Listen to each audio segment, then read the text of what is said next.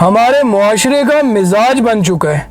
Road پر ہمارے قریب سے ایک لینڈ کروزر تیز رفتاری سے گزرتی ہے اور ہم کہتے ہیں حرام کا مال ہے جی۔ کیا پتہ حرام کا مال نہ ہو، بلکہ اس نے نیندیں حرام کر کے اپنے بچوں کے لیے آسائش خریدی ہو۔ ہم کسی کا عالی شان بنگلہ دیکھتے ہیں تو کہتے ہیں حرام کا پیسہ ہے جناب۔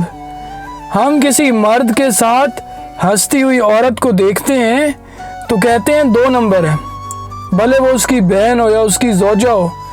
ہم کڑی دھوپ میں ٹریفک وارڈن کو پسینے میں شرابور دیکھتے ہیں تو کہتے ہیں رشوت خور کہیں گے، ایسے لوگوں کو تو مر جانا چاہیے۔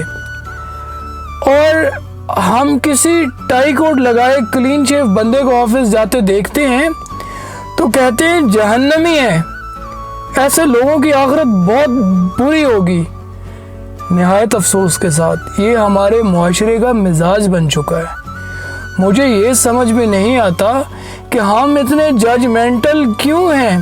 ہم اکٹھے ہوتے ہیں تو ہم ڈسکس کرتے ہیں۔ کیا ڈسکس کرتے ہیں؟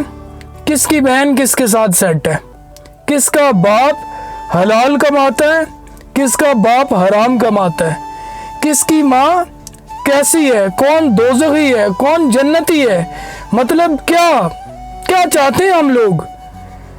جتنی توجہ ہم دوسروں پر دیتے ہیں، یقین جانیے اس کا 50% بھی خود پر دینا اگر، تو آج ہم دنیا میں سب سے آگے ہوتے ہیں۔